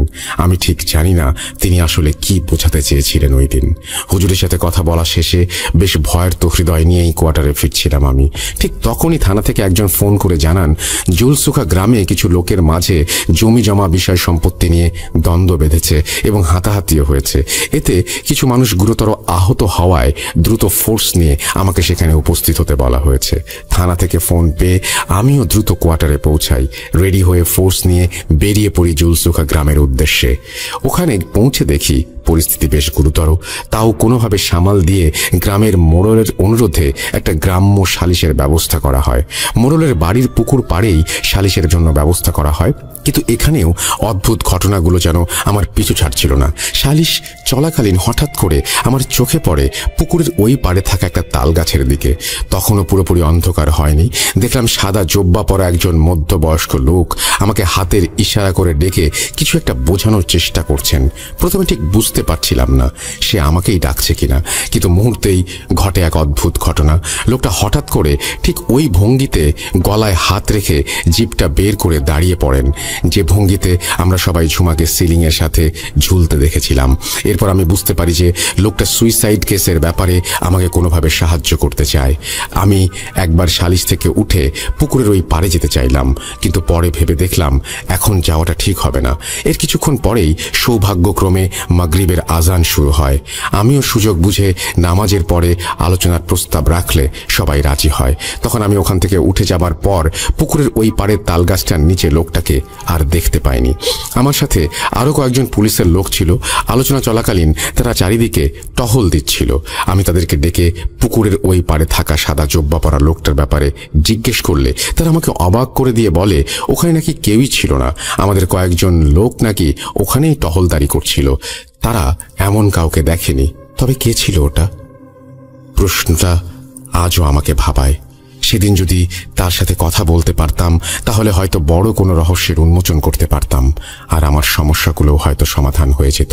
যা হোক, এরপর আস্তে আস্তে আমি সবকিছু ভুলে আবার নিজের কাজে মন দেই। তদন্তের কাজটাও বন্ধ করে দেই। এদিকে হুজুরের শিখিয়ে দেয়া দোয়াগুলোও পড়ছিলাম প্রতিদিনই। তাই কোনো স্বপ্ন দেখছিলাম না, আর সমস্যাগুলোও দেখা দিচ্ছিল না। এভাবে প্রায় 2 সপ্তাহ যাবার পর আমি পুরোপুরি সুস্থ হয়ে যাই, আর সমস্যাগুলোও মিটে যায়। নিজের প্রতি অনুতপ্ত হয়েই বলছি, সুস্থ হয়ে যাবার কারণে সেদিন হয়তো খুব খুশি ছিলাম বিধায় দোয়া পড়তে ভুলে গিয়েছি। আর ঠিক সেই সুযোগটা নিয়েই ওরা আবার আমার স্বপ্নে দেখা দেয়। কিন্তু এবার ঝুমা যেন তার দ্রুত রুদ্রমূর্তি নিয়ে আমার সামনে হাজির হয়। সে প্রচণ্ড রাগান্বিত কণ্ঠে শাসিয়ে বলে যে 1 সপ্তাহের মাঝে যদি আমি তার কেসের তদন্ত সম্পন্ন করে রহস্য উন্মোচন করতে না পারি, তাহলে নাকি পৃথিবীর কেউ আমাকে বাঁচাতে পারবে না। এই স্বপ্ন দেখার পর আমি আবার হুজুরের সাথে যোগাযোগ করি। হুজুর সবটা শুনে আমাকে শরীর বন্ধের দোয়া শিখিয়ে দেওয়ার সাথে সাথে কিছু আমল শিখিয়ে দেন। আমি সেগুলো পালন করতে থাকি। কিন্তু 4-5 দিন পর আবার সেই আগের মতোই হেলাফেলা শুরু করি আমি। সেদিন আমার এক কলিগের বিয়ের দাওয়াত ছিল, তাই সন্ধ্যাবেলা রেডি হয়ে গিফট হাতে রওনা হই তার বাড়ির উদ্দেশ্যে। কোয়ার্টার থেকে ওর বাড়ির দূরত্ব প্রায় 40 মিনিটের। আমি যখন প্রায় বিয়ে বাড়ির কাছাকাছি পৌঁছে গেছি, ঠিক তখনই হঠাৎ করে আমার মনে হলো কেউ আমার পিছু নিয়েছে। কয়েকবার পেছনে তাকিয়েও যখন কাউকে দেখতে পাই না, তখন হাসপাতালের ডোমের বলা সেই কথাগুলো একে একে মনে পড়তে থাকে, আর ভয়ের পরিমাণটা যেন দ্বিগুণ হয়ে যায়। এর কিছুক্ষণ পর আমার চোখের সামনে সবকিছু অন্ধকার হতে শুরু করে, আর খানিক পরেই সেটা কেটে যায়। কিন্তু এক অন্ধকার কাটতেই যেন আর এক অন্ধকার নেমে আসে আমার জীবনে। চোখ খুলতেই দেখি শত শত লাশ পড়ে আছে রাস্তার চারপাশে, আর সবচেয়ে আশ্চর্যের বিষয় হলো সেই সবগুলো ছিল ঝুমার লাশ। ওই দৃশ্য দেখার পর আমি আল্লাহ বলে চিৎকার দিয়ে সোজা এক দৌড় দেই। ঘটনাস্থল থেকে বিয়ে বাড়ি খুব একটা দূরে ছিল না বিধায় এক দৌড়ে বিয়ে বাড়ির গেটের সামনে এসে আছড়ে পড়ি। তারপর কিছু লোক ধরাধরি করে আমাকে চেয়ারে বসিয়ে পানি খাইয়ে এমনটা হবার কারণ জিজ্ঞেস করলে কুকুর তাড়া করার কথা বলে ব্যাপারটা কাটিয়ে দেই। কিন্তু সমস্যা যেন তখনও আমার পিছু ছাড়তে নারাজ। গিফট বক্সটা হাতে নিয়ে রিসেপশনে জমা দিতে গিয়ে দেখি ওখানে একজন মহিলা বসে আছেন। কাছে গিয়ে খাতায় নাম লিখে গিফট জমা দেই, এবং যেই না উঠে তাকিয়েছি অমনি চমকে দেখি 2 কদম পিছিয়ে এসেছি, কারণ ওটা অন্য কেউ ছিল না, ওটা ছিল ঝুমা। আমি পেছন ঘুরে বিয়ের মণ্ডপের দিকে হাঁটা দিতেই যেন আরো চমকে উঠি। এবার 2-1 জন নয়, ওখানে যতজন মহিলা আছে তাদের সবার চেহারাই যেন ঝুমার মতো মনে হচ্ছে। সবার চোখ দুটো জিহ্বা যেন মুখ থেকে বেরিয়ে এসেছে, ঠিক যেমনটা ঝুমার ক্ষেত্রে হয়েছিল। এই দৃশ্য সহ্য করতে না পেরে একটা সময় আমি জ্ঞান হারাই। আমার জ্ঞান ফেরে তখন আমি বিছানায় শুয়েছিলাম, আর আমার পাশে সেই কলিগ, সাথে আরো কিছু মানুষ। হঠাৎ করে অজ্ঞান হয়ে যাবার কারণ জিজ্ঞেস করলে সারাদিন পুলিশের চাকরির দৌড়ঝাঁপের স্ট্রেসের কথা বলে কাটিয়ে দেওয়ার চেষ্টা করি। এরপর আমি ওখান থেকে অসুস্থতার নাম করে চলে আসতে চাইলেও না খাইয়ে কেউ ছাড়তে চায়নি। খাওয়া দাওয়া শেষ হলেও ওখান থেকে একা যাওয়া আমার পক্ষে সম্ভব ছিল না। প্রচণ্ড পরিমাণে ভয় পেয়েছিলাম আমি, তাই অসুস্থতার বাহানা করে কোনো মোটরসাইকেল বা গাড়ির ব্যবস্থা করে দিতে বলি আমাকে। তবে সেরকম কোনো ব্যবস্থা সম্ভব না হয় একটা ভ্যান ঠিক করে দেয়া হয় আমার জন্য। আমিও দোয়া পড়তে পড়তে ভ্যানে উঠে পড়ি। যাওয়ার সময় অনেকটা রাস্তা চোখ বন্ধ করেছিলাম, কিন্তু কিছু দূর যাওয়ার পরেই যেই না আমি চোখ খুলেছি অমনি দেখলাম ভ্যানের ওপর সাদা কাপড়ে মোড়ানো একটা লাশ। আমি চিৎকার দিতে চাইলেও আমার গলা দিয়ে টু শব্দও বের হচ্ছিল না। ঠিক সেই মুহূর্তে ভ্যান চালক আমাকে উদ্দেশ্য করে বলল, মামা ভয় পাইয়েন না, সমস্যা হইব না, প্রায় পৌঁছে গেছি। ভ্যান চালকের কথা শুনেই যেন আমি আমার বাক শক্তি ফিরে পেলাম। আমি ভয়ে কাঁপতে কাঁপতে জিজ্ঞেস করলাম, ভয় পেয়েন না মানে কি বলতে চাও তুমি? আমার কথা শুনে ভ্যান চালক কোনো উত্তর না দিয়ে সোজা কোয়ার্টারের সামনে নামিয়ে দিয়ে ভাড়া নিয়ে চলে গেলেন। ওই ঘটনার পর থেকে ওখানে থাকা আমার পক্ষে এক মুহূর্ত সম্ভব ছিল না, তাই নানা বাহানা দিয়ে এক আত্মীয়র মাধ্যমে 21 দিনের ছুটি নিয়ে আমি কুমিল্লায় ফিরে আসি, আর হুজুরের শিখিয়ে দেওয়া দোয়াগুলো আবারও পড়তে শুরু করি। বাড়ি ফিরে আসার পর প্রথম 3 দিন বেশ ভালোই ছিলাম, কিন্তু তারপর থেকে আমি হঠাৎ করে অসুস্থ হতে শুরু করি। ঠিকমতো খাওয়া দাওয়া করতে পারছিলাম না। প্রতি রাতেই দুপায়ে বেশ ব্যথা অনুভব করতাম। ব্যাপারটা মাকে জানালে তিনি ডাক্তার দেখাতে বলেন। তবে আমি বুঝতে পারছিলাম যে আমার সাথে যা ঘটছে তা স্বাভাবিক কিছু নয়, তাই আমি মাকে একজন কবিরাজের সাথে যোগাযোগ করার কথা বলি। মা সেকেলে মানুষ, তাই তেমন কিছু জিজ্ঞেস না করে বেশ খুশি মনেই আমার মামাকে দায়িত্ব দেন একজন ভালো কবিরাজ খুঁজে বের করার জন্য। মামা আমাকে খুব ভালোবাসেন। তিনি হয়তো আমার অসুস্থতার কথা শুনে অপ্রাকৃত কিছু আন্দাজ করতে পেরেছিলেন, তাই দেরি না করে একজন ভালো কবিরাজের খোঁজ বের করে আমাকে তার কাছে নিয়ে যান। কবিরাজটা বোধহয় আসলেই ভালো ছিল। ওনার আস্তানায় গিয়ে দেখলাম দেখলাম অনেক মানুষের ভিড় ওনার সাথে দেখা করার জন্য। আমরাও কিছুক্ষণ অপেক্ষা করলাম। মামা আগে থেকেই হুজুরকে আমার ব্যাপারে সব বলে রেখেছিলেন, তাই আমি আর মামা কবিরাজের ঘরে প্রবেশ করার আগে সে নিজ থেকে বেরিয়ে এসে একটা পাত্র থেকে পানি নিয়ে মন্ত্র পড়তে পড়তে আমার চারিদিকে ছিটিয়ে দেন। তারপর আমাদের দুজনকে সাথে নিয়ে ঘরে প্রবেশ করেন।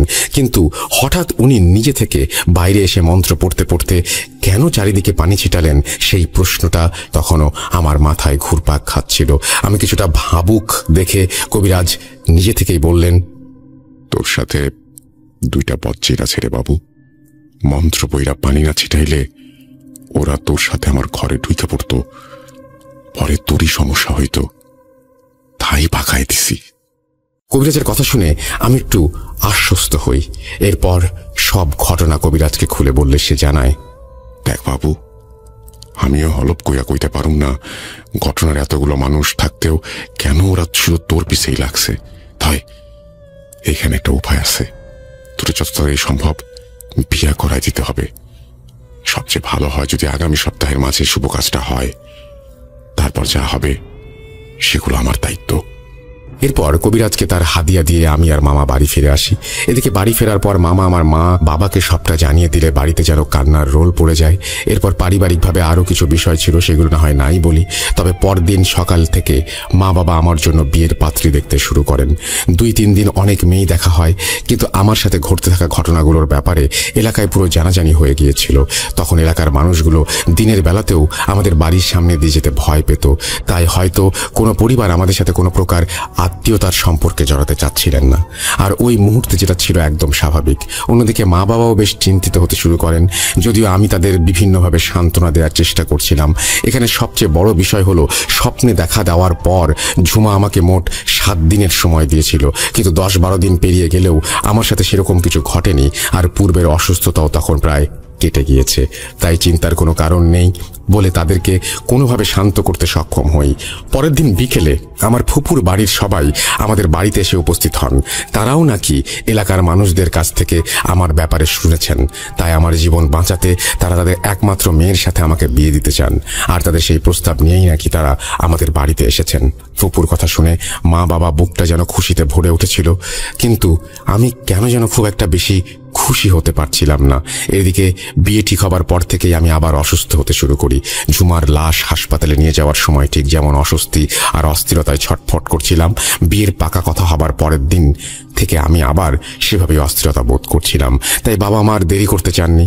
তারা 2-1 দিনের মাঝেই ছোট্ট একটা আয়োজনে বিয়েটা করিয়ে দিতে চাইলেন। সেজন্য আমি আর আপত্তি জানাইনি।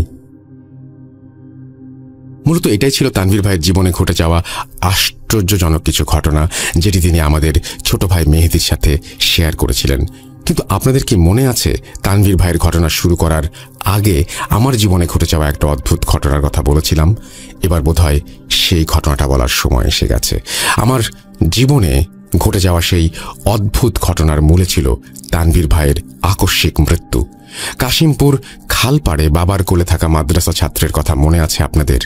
ওটা আর কেউ নয়, ওটা ছিলাম আমি। খালের পানিতে কচুরিপানার মাঝে ভেসে থাকা লাশটাও অন্য কারো ছিল না, ওটা ছিল তানভীর ভাইয়ের লাশ। ওই দৃশ্য আমাকে আজও তাড়নায় চষে বেড়ায়। ঘটনার মাসখানেক পর যখন আমি মেহেদির সাথে দেখা করি, তখন মেহেদি আমাকে তানভীর ভাইয়ের সব ঘটনাই বলেছিল, আর এও বলেছিল যে তার মৃত্যু কিভাবে ঘটেছে। আমি না হয় ওর মতো করেই বলার চেষ্টা করি। গায়ে হলুদের দিন বিকেলবেলা তানভীর ভাই হঠাৎ করে অসুস্থ হয়ে পড়লে তাকে হাসপাতালে নিয়ে যাওয়া হয়। ডাক্তার তাকে চেক আপের পর 2 দিনের জন্য রেস্ট করতে বলেন। অতিরিক্ত স্ট্রেসের কারণে এমনটা হয়েছে বলে ডাক্তারের ধারণা ছিল।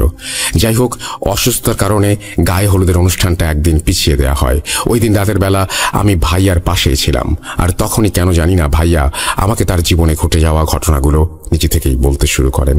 আমি চুপচাপ ভাইয়ার কথা শুনছিলাম, কিন্তু কখনো কল্পনাও করিনি যে মাত্র 1 দিনের মাথায় আমাকে আমার বড় ভাই হারাতে হবে। একদিন পরেই ছিল গায়ে হলুদের অনুষ্ঠান। হলুদ সন্ধ্যায় অনেক আত্মীয় এসেছিলেন, তবে গ্রামের কেউ হয়তো আর সাহস পায়নি সেদিন। সব আয়োজন শেষ করার পর ভাইয়াকে ডাকতে গিয়ে দেখি উনি ঘরে নেই। ব্যাপারটা মাকে জানালে তিনি বলেন ভাইয়া নাকি মাত্রই একজনের সাথে দেখা করতে বাসা থেকে বেরিয়েছে, একটু পরেই নাকি ফিরে আসবে। মায়ের কথা মতো আমরাও অপেক্ষা করতে থাকি, কিন্তু সন্ধ্যা পেরিয়ে রাত হয়ে গেলেও ভাইয়ার কোনো খোঁজ পাওয়া যাচ্ছিল না। এদিকে রাত বাড়তে থাকায় সবার কপালে চিন্তার ছাপ দেখা দেয়। তাই দেরি না করে সবাই ভাইয়াকে খুঁজতে বেরিয়ে পড়ি। অনেক খুঁজেছি ভাইয়াকে, কিন্তু পাইনি। বাড়ি থেকে বেরোনোর আগে ভাইয়া মাকে বলেছিলেন একজনের সাথে দেখা করে ফিরে আসবেন।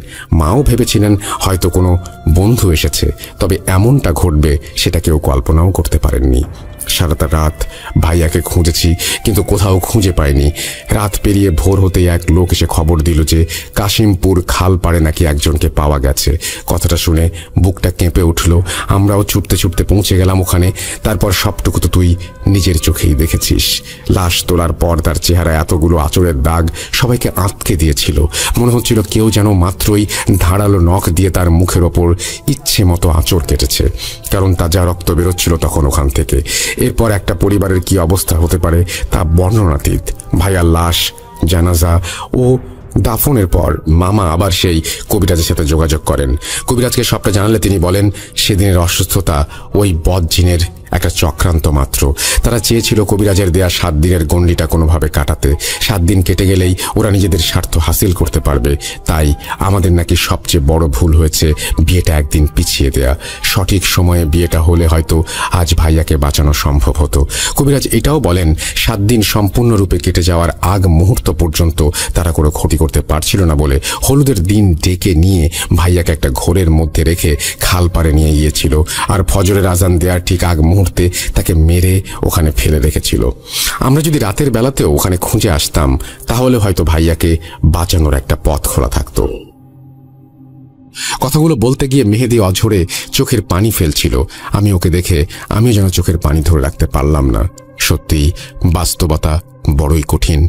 তানভীর ভাইয়ের মৃত্যুর পর তার কলিগরা বিভিন্নভাবে কেস ফাইল করে তার মৃত্যু রহস্য উন্মোচন করতে চাইলেও পরিবার থেকে বাধা দেয়া হয়েছিল। পুলিশ সদস্যদের বলা হয় কোনো এক জটিল রোগের কারণে তানভীর ভাইয়ের মৃত্যু ঘটেছে। যেহেতু তারা সবাই জানতেন কালো জাদু করা এক মেয়ে মৃত্যু রহস্য ভেদ করতে গিয়েই ভাইয়ার এমন অবস্থা হয়েছে, সেহেতু অন্য কারো এমন অবস্থা হোক সেটা কেউ চাইবে না। তাই পরবর্তীতে এটা নিয়ে কোনো কেস ফাইল করা বা আইনি প্রক্রিয়ার ভেতর দিয়ে যাওয়া হয়নি। এই তো ছিল বোরহান ভাইয়ের শেয়ার করা হৃদয় বিদারক ঘটনা। ঘটনাটি প্রথমবার শুনে আমার কাছে বেশ ভালো লেগেছিল, তাই শেয়ার করলাম। আশা করি আপনাদের কাছেও ভালো লেগেছে। আর হ্যাঁ, বোরহান ভাই আমাকে বলেছেন উনি তানভীর ভাইয়ের বাসার একটা ছবি আমাদের দেওয়ার চেষ্টা করবেন এবং সেই খালপাড়ের ছবিটাও সংগ্রহের চেষ্টা করে আমাদের কাছে পাঠাবেন। ইনশাল্লাহ ছবি দুটো হাতে পেলে অবশ্যই গ্রুপ এবং পেজে আপলোড করার চেষ্টা করব। আজ এ পর্যন্তই। সবাইকে আবারও ঈদের অনেক অনেক শুভেচ্ছা জানিয়ে শেষ করছি। আমি মুস্তফা আলম রোমান। ইনশাল্লাহ আপনাদের মাঝে ফিরে আসবো নতুন কোনো এপিসোডে নতুন কোনো ঘটনা নিয়ে। সেই পর্যন্ত সবাই ভালো থাকবেন, সুস্থ থাকবেন এবং মোস্ট ইম্পর্টেন্টলি ভূত.com-এর সাথে থাকবেন। আসসালামু আলাইকুম। এই বলে রোমান তার ঘটনা শেষ করেছেন। Thank you very much Roman. আপনাকেও পবিত্র ঈদুল আজহার অনেক অনেক শুভেচ্ছা। আপনার জন্য অনেক অনেক শুভকামনা। এবং আজকে সবারই ব্যস্ততা, অনেকে হয়তো হাট বাজার করে তারপরে বাসায় ফিরেছেন, আর ঈদের স্পেশাল এপিসোড, প্রথম যে এপিসোড সেই এপিসোডটি শুনছেন। আপনারা আমাদেরকে ইমেল পাঠিয়ে দিন। আমরা বলেছিলাম যে ঈদের এপিসোড একাধিক হতে পারে, সুতরাং আপনারা এখনও ইমেল পাঠানো বন্ধ করবেন না। আমাদের ইমেল অ্যাড্রেস হচ্ছে russell.booth.com@gmail.com। আপনার নাম, ঠিকানা এবং ফোন নাম্বার সহ আপনার জীবনে ঘটে যাওয়া বা আপনার জানা সেরা ঘটনা লিখে পাঠিয়ে দিন আমাদের কাছে। আমরা অপেক্ষায় থাকলাম আপনার ঘটনার। এবং আমাদের ফেসবুক পেজ ভিজিট করতে ভুলবেন না, which is www.facebook.com/russell.স্বাধীন। আমরা চলে যাব আমাদের পরবর্তী ঘটনায়।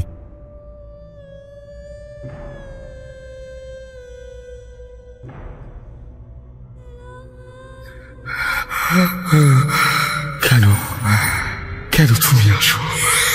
আমি শুধু তোমার সাথেই থাকতে চাই। তুমি চলে যাও, চলে যাও, প্লিজ চলে যাও। .com with Russell.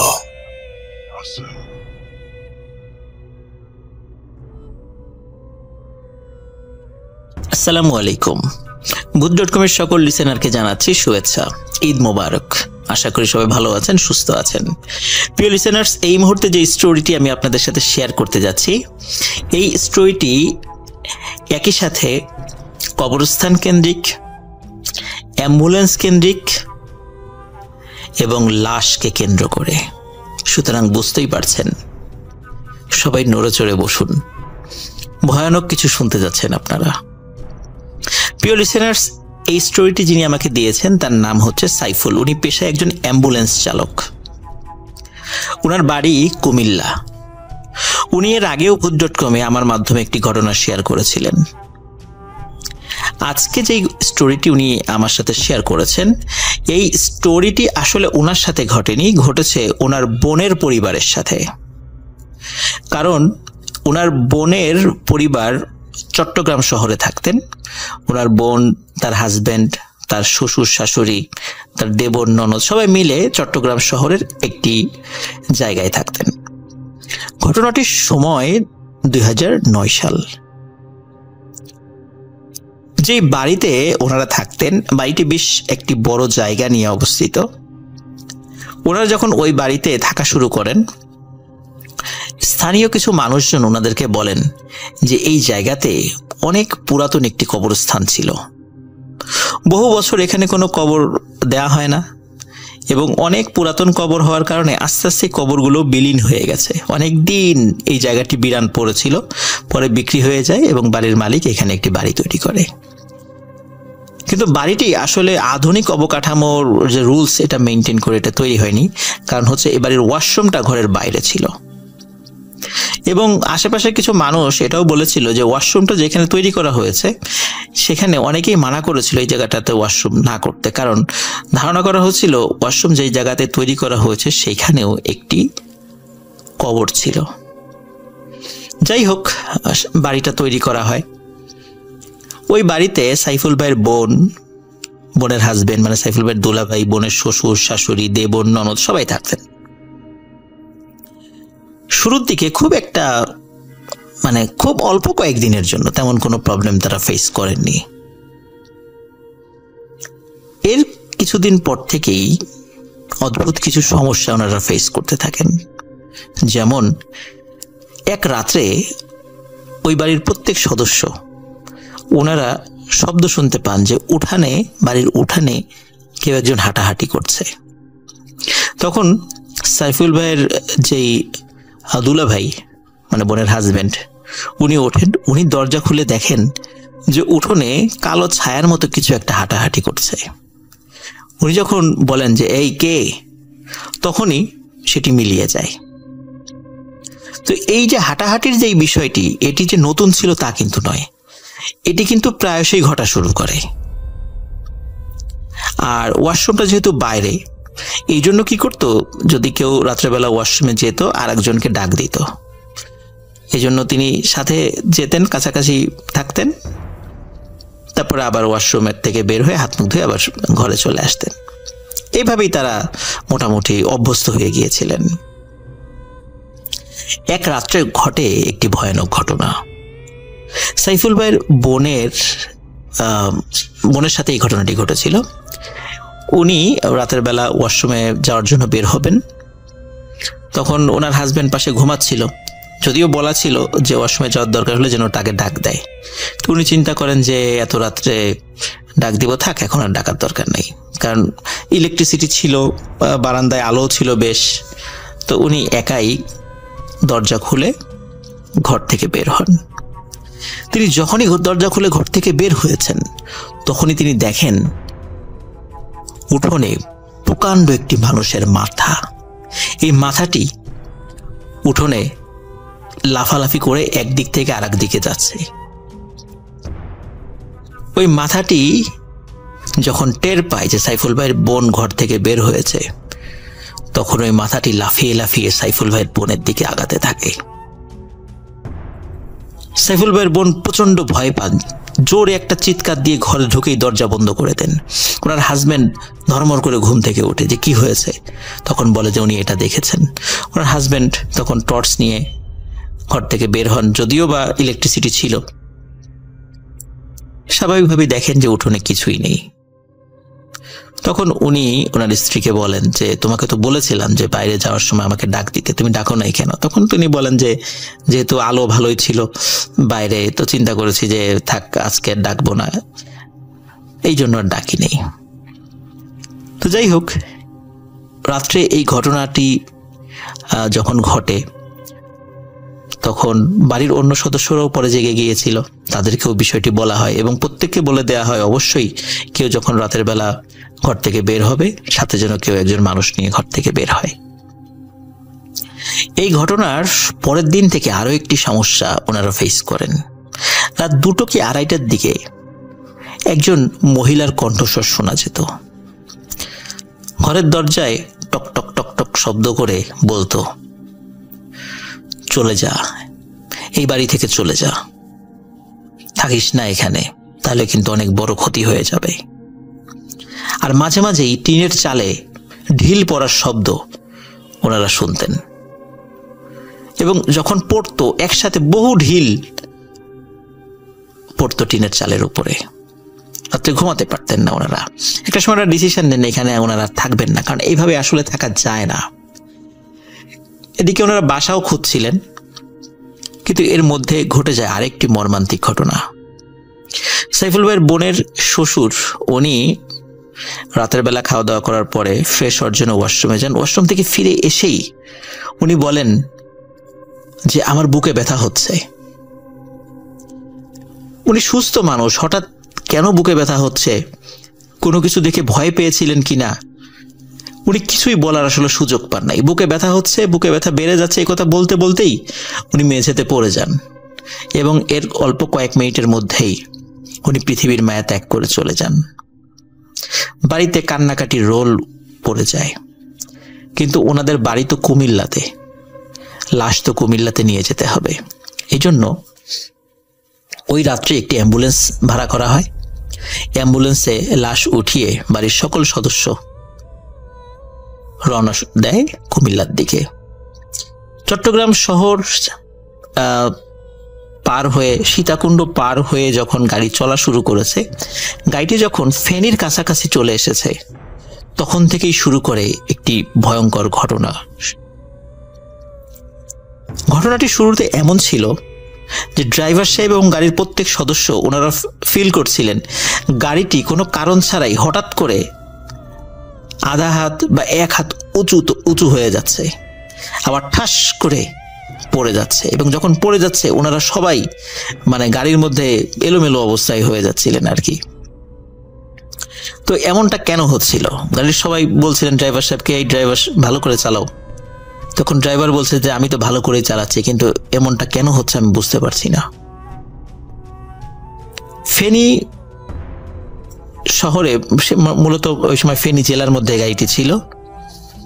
হঠাৎ ড্রাইভার সাহেব লুকিং গ্লাসে দেখতে পান গাড়ির পেছনে বেশ কিছু কুকুর, 10-12টি কুকুর প্রচন্ড জোরে ঘেউ ঘেউ শব্দ করতে করতে গাড়ির পেছনে ছোটা শুরু করেছে। আর এদিকে আমরা তো জানি যে অ্যাম্বুলেন্সের পিছনে একটা মানে ব্যাক ডোর থাকে, যেটাকে আমরা ব্যাক ডালা বলি আর কি। এটি খুলে রুগী মানে অ্যাম্বুলেন্সের মধ্যে ঢোকানো হয় বা বের করা হয়, বা লাশ ঢোকানো হয় বের করা হয়। কোনো কারণ ছাড়াই এই ব্যাক ডালাটি খুলে উঁচু হয়ে যাচ্ছিল, আর ওই পেছনে থাকা ওই কুকুরগুলো ওই অ্যাম্বুলেন্সের মধ্যে লাফ দিয়ে ঢোকার চেষ্টা করছিল।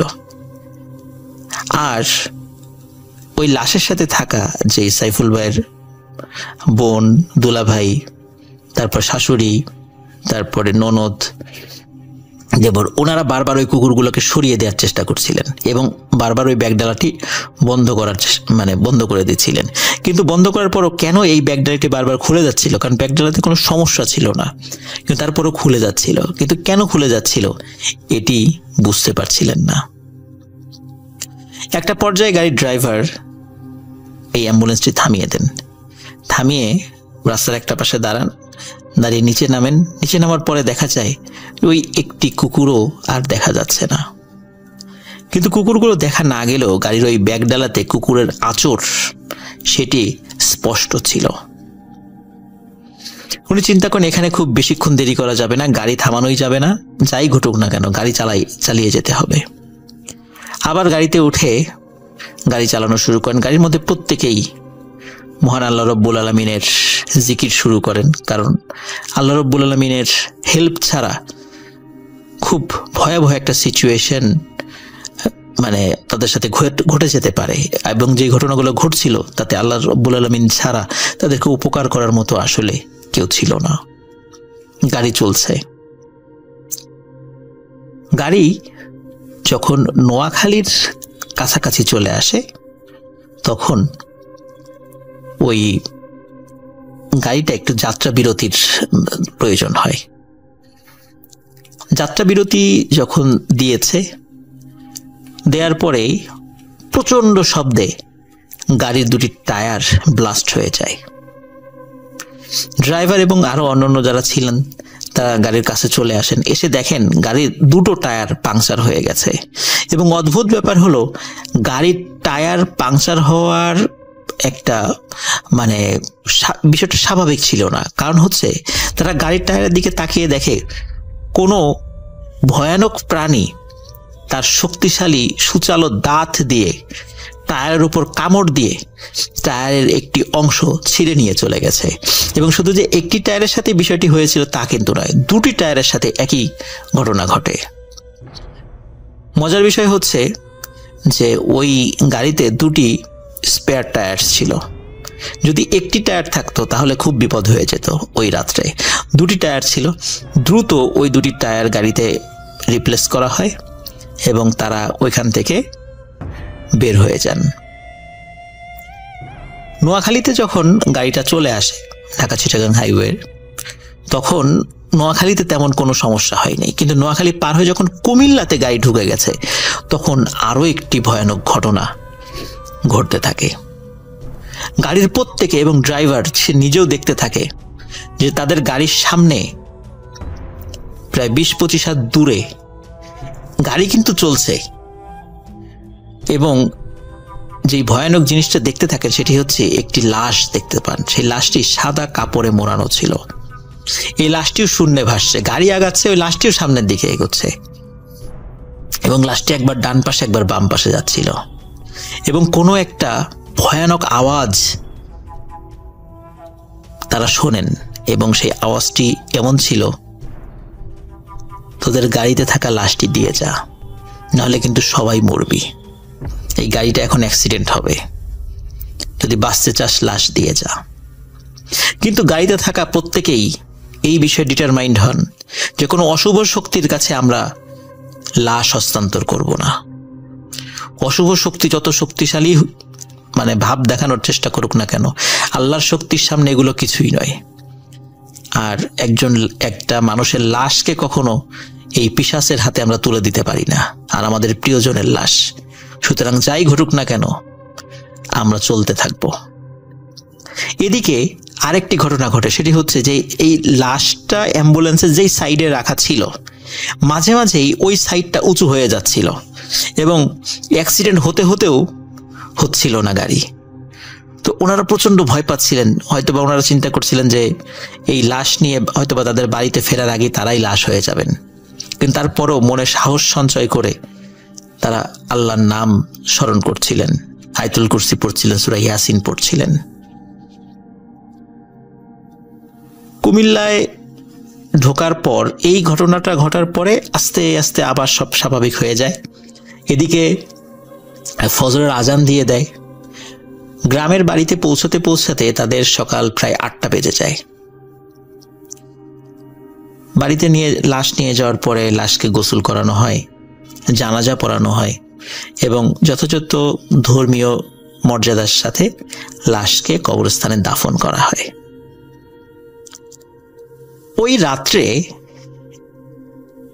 আরো একটি ভয়ঙ্কর ঘটনা ঘটে।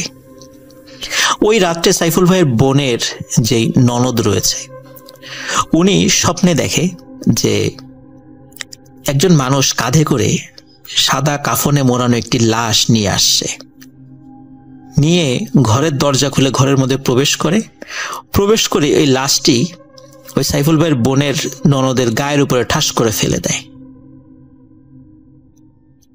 এই স্বপ্নটি দেখার সাথে সাথে উনি ধর্মর করে উঠে বসেন, উঠে দেখেন একটি ভয়ানক ঘটনা, যেটি দেখার জন্য উনি মোটেও প্রস্তুত ছিলেন না। উনি দেখেন এই স্বপ্নে যে লাশটি কোনো একজন মানুষ ওনার গায়ের উপরে ফেলেছে, এই লাশটি ওনার পাশেই রাখা। প্রচন্ড ভয় পেয়ে উনি এক চিৎকার দেন। ঘরের লোকজন ওনার রুমে চলে আসে, এসে দেখে সবকিছু স্বাভাবিক। বলে কি হয়েছে? তখন উনি বলেন স্বপ্নে এটা দেখেছেন এবং স্বপ্ন দেখার পরে বাস্তবেও এই জিনিসটা উনি দেখেছেন। তখন ঘরের মানুষ তাদেরকে সান্ত্বনা দেন, বলে ও কিছু না, ভুল দেখেছ, স্বপ্ন তো স্বপ্নই। যাই হোক, পরের দিন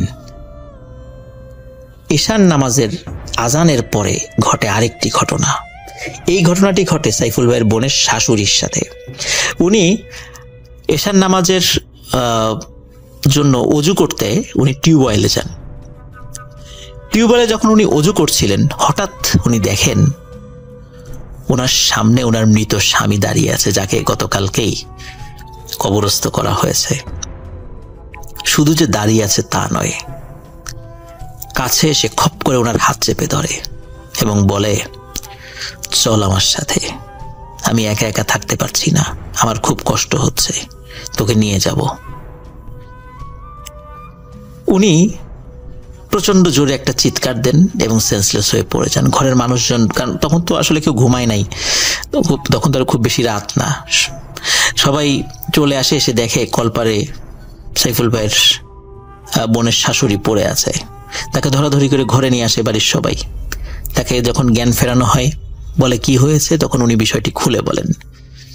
তখন সবাই সান্ত্বনা দেয় যে বাবা তো মারাই গেছে, মৃত মানুষ তো কখনো ফিরে আসতে পারে না, তুমি ভুল দেখেছো, কারণ আগের রাত্রে এতগুলো ঘটনা ঘটেছে, তারপর ওই বাড়িতে এত ঘটনা ঘটেছে, আসলে আমাদের সকলের মনের মধ্যে এই বিষয়টা এমনভাবে গেঁথে গেছে যে আমরা সবাই উল্টাপাল্টা দেখছি।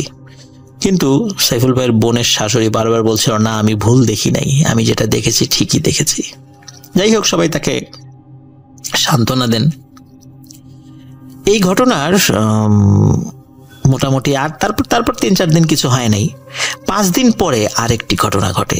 সেটি হচ্ছে, এই সাইফুল ভাইয়ের বোনের শাশুড়ি একটি স্বপ্ন দেখেন। উনি রাত্রেবেলা স্বপ্ন দেখেন যে ওনার মৃত স্বামী কবর ভেঙে একা একাই উঠে আসছে এবং ওনার কাছে এসে বলছে, আমার একা একা থাকতে অনেক কষ্ট হচ্ছে, চল আমার সাথে চল, তোকে নিয়ে যাব। ঘুমের মধ্যেই উনি চিৎকার করছিলেন এবং বাস্তবে উনি ওই ঘুমের মধ্যে চিৎকার উনি করছিলেন, সেটা বাস্তবেও সেটা উনি আসলে করছিলেন। ঘরের লোকজন চলে আসে ওনার রুমে। তখন কি হয়েছে, তখন উনি বলেন যে, তখন ঘুম ভেঙে যায়, বলে যে উনি স্বপ্নের মধ্যে এই জিনিসটা দেখেছেন। বলে ঠিক আছে, আগামীকালকেই একজন ভালো হুজুরের কাছে নিয়ে যাওয়া হবে, তার কাছ থেকে পরামর্শ নেওয়া হবে যে কি করা যায়। একজন ভালো হুজুরের কাছে নিয়ে যাওয়া হয়। তো হুজুর এই যিনি মারা গেছেন সাইফুল ভাইয়ের বোনের শ্বশুর, তার জন্য দান খয়রাত সাদগা এগুলো করতে বলেন এবং যারা বিভিন্নভাবে ভয় পাচ্ছিলেন প্রত্যেককেই একটি করে তাবিজ দেন এবং বলেন যে তাবিজটা সাথে রাখবেন, আর ওই যে চট্টগ্রামের ওই বাড়িতে আর থাকা যাবে না, ওখানে আপনারা থাকবেন না, থাকলে আরো অনেক ক্ষতি হবে। তো যাই হোক, ওখানে ওনারা থাকেন নাই। আর এরপর থেকে আর কোনো ঘটনাও ঘটেনি। 2009 সালে এই ঘটনাটি ঘটেছিল। তো যেটি সাইফুল ভাই আমাকে বলেছেন, উনি পেশায় একজন অ্যাম্বুলেন্স চালক, উনি আরো কিছু ঘটনা আমাকে দেবেন বলেছেন। তো আশা করি প্রিয় লিসেনার্স, আপনাদের সবার ঘটনাটি ভালো লেগেছে। সবাই ভালো থাকবেন, সুস্থ থাকবেন। আসসালামু আলাইকুম।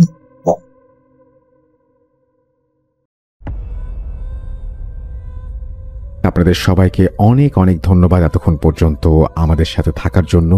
অনেক অনেক শুভকামনা রইল। সব সময় এই ইউটিউব চ্যানেলটি সম্পর্কে আপডেট পেতে আমাদের ইউটিউব চ্যানেলটিকে সাবস্ক্রাইব করুন। আশা করছি আমরা একসাথে অনেকটা পথ হাঁটব। আজকের মতো এখানে বিদায় নিচ্ছি। সবাই ভালো থাকুন, সুস্থ থাকুন, মোস্ট ইম্পর্টেন্টলি ভূত.com এর সাথে থাকুন। আল্লাহ হাফেজ।